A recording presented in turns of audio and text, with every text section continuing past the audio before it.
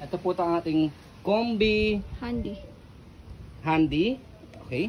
So good for newborn. Fully reclined po siya up to 3 to 4 years old. Already wash and ready to use na po ito. Kung di po kayo satisfied sa wash po namin, pwede nyo po ulit siyang linisin. Okay. So adjustable and reversible po yung kanyang handle. So ito po yung details po niya one by one. So ito yung kanyang canopy. Budget meal to. Ayan. So budget meal stroller. Ayan. Kumuha na po kami ng mga budget meal stroller para sa mga naghahanap po sa amin. Ayan. So ito yung kanyang peekaboo. Kapag naka-reverse yung kanyang handle, ito yung kabilang side. Ayan. Okay. Next natin ay yung kanyang higaan. Kompleto po siya sa pad for newborn and toddler. Okay. So pagka nakahiga siya, ayan. Next natin, belt lock. Wala po siyang putol. 5 harness. Safe na safe si baby. Okay. So next natin, yung kanyang front handle. Press nyo lang po dito kapag ilalagay o tatanggalin nyo po si baby. Okay?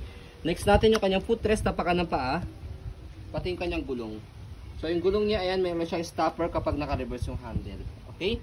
So next po natin, ayan yung kanyang body frame sa right side. Okay?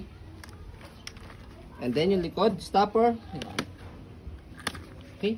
And then yung pag-lock. Pag-open, saka pag-fold. Ayan. Okay? I mean, pag-tanggal ng lock, saka under niya. Next natin yung basket niya, ayan. So yung basket niya medyo madumi pa. Yan. Babad nyo lang po yan. Yes, wash nyo lang ulit siya. And then next natin yung kabilang side ng body frame. Select it low lang. Check natin yung tear, wala naman siyang tear. So scroll natin to make sure na wala siyang problem regardless sa kanyang mechanism. Okay? So next natin sa pag-reverse sa kanya, ito, angat nyo lang po itong dalawa, tapos shoot nyo po dito. Yan. Okay? So, maneuver natin. So, as you can see, yung gulong niya rito sa harapan, nag-straight siya. Yung gulong sa likod, nag-swivel for easy maneuver. Yan. Adjust. Okay? Adjust natin yung kanyang handle. Yan. Okay? Bira sa stroller yan, yung all wheel swivel.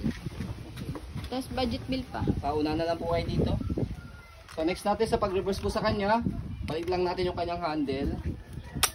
Yan. And then, fold natin yung kanyang canopy. So by the way, sa pag-upo sa kanya, dito, hatakin nyo lang po itong dalawa. Yan. Okay?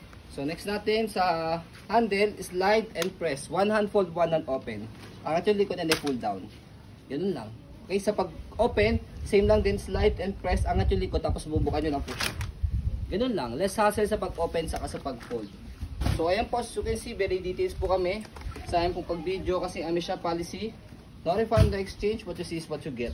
So, maraming salamat. Have a nice day and God bless po.